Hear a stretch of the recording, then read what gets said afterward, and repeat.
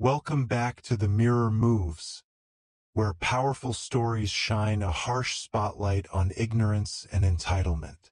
Today, step inside a world of polished conference rooms, whispered assumptions, and explosive revelations, where one woman's prejudice nearly sabotages a multi-million-dollar merger.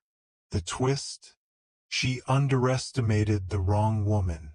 Buckle up for a ride through ego, prejudice, and poetic justice.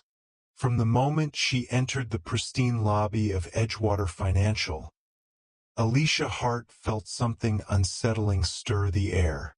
The gleaming marble floor reflected her confident stride as she approached the sleek reception desk, holding her leather-bound portfolio close to her chest.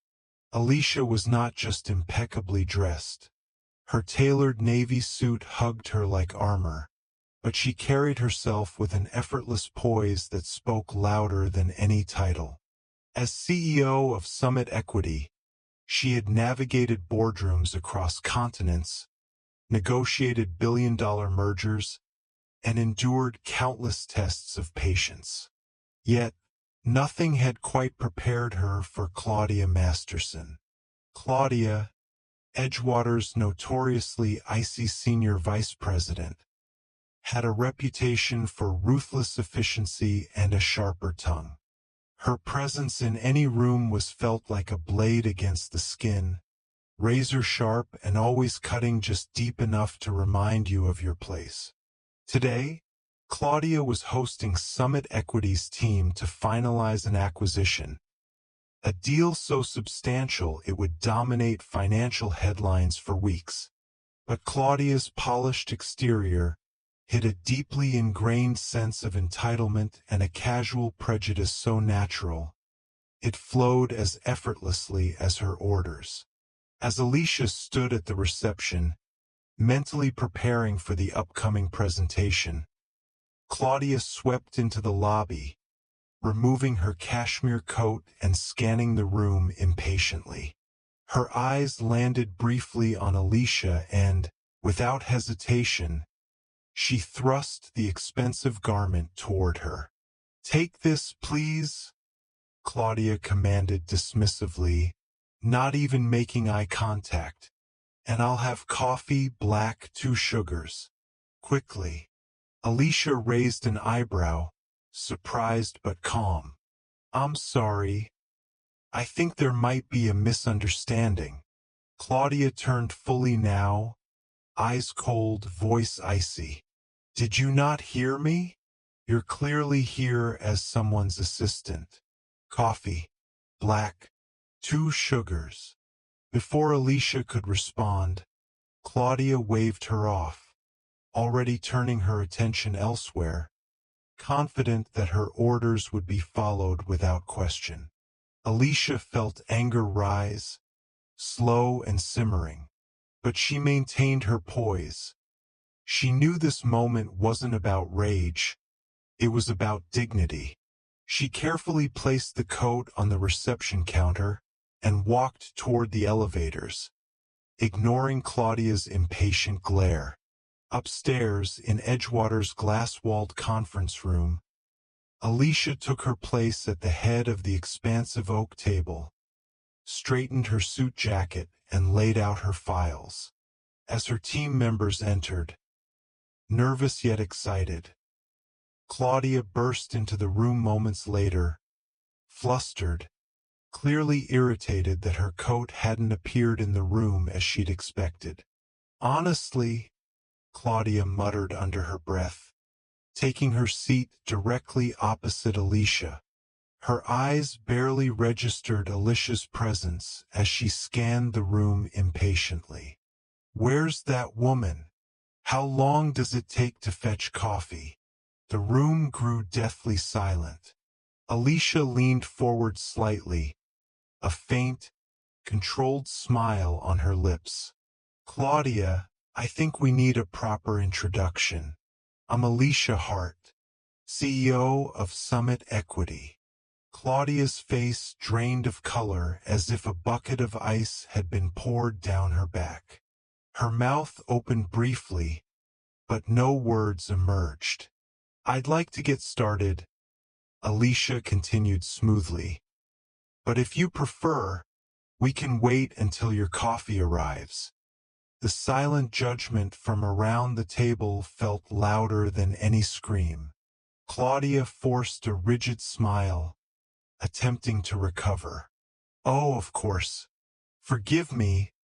I had no idea." "No," Alicia interrupted gently but firmly. "You didn't.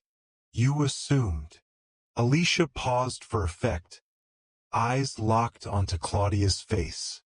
"Let's proceed." The meeting unfolded tensely. Claudia, usually articulate and precise, was visibly shaken, stumbling over her prepared presentation. Alicia guided the discussion smoothly, professionally, but never once relieving Claudia of the heavy embarrassment that hung in the air like storm clouds. When the meeting finally concluded, the conference room emptied rapidly, executives escaping the uncomfortable atmosphere.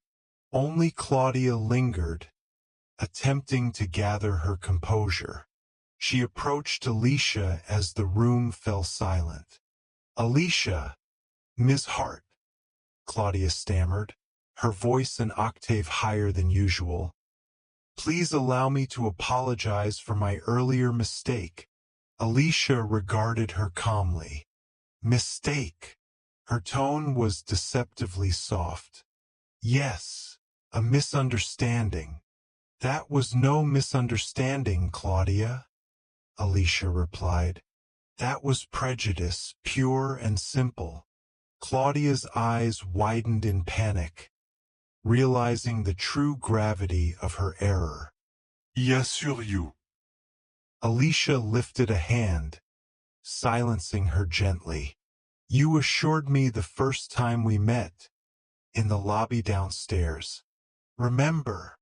Alicia's voice lowered, steel-edged. "When you demanded I fetch your coffee, and treated me like your servant. Do you recall that clearly now?" Claudia's face reddened, humiliation spreading visibly.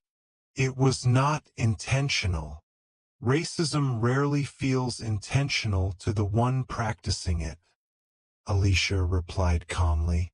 "But to those who experience it, it's unmistakably clear." Claudia stared at the floor, her polished facade crumbling. "What can I do to make this right?" Alicia shook her head slightly. "The question isn't what you can do now. It's what you've already revealed about yourself. This isn't just about me, Claudia. It's about how you treat people when you think nobody of importance is watching." Alicia paused, her words echoing in the empty conference room. "You have power in this office, and power reveals character." Alicia returned to Summit Equity headquarters that evening, thoughtful but resolute. She wasn't naive. This wasn't the first time she'd faced prejudice in her career, nor would it likely be the last. But each confrontation left a mark, another reminder of battles still to be fought.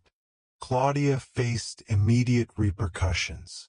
The board at Edgewater, embarrassed and furious at the nearly sabotaged merger, forced her to attend mandatory sensitivity training, transferred her from frontline acquisitions to internal compliance, and issued a stern public statement condemning discrimination within their ranks.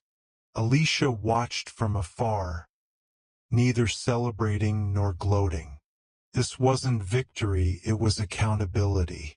She knew true change was slow, difficult, and often painful. But she also knew that standing up, calmly, directly, was always necessary. Months later, as the merger concluded successfully and Alicia attended the final signing ceremony, she found Claudia standing quietly in the corner, holding a cup of coffee. "Ms. Hart," Claudia began nervously. I brought you this myself. Black, 2 sugars. Alicia took the coffee, met Claudia's eyes evenly, and said simply, Thank you. No further words passed between them. But in that small exchange, a seed was planted, an acknowledgement of error, a gesture toward humility, however tentative. Alicia knew that wasn't the end of prejudice or ignorance, but it was a start, and sometimes the smallest victories felt the most significant.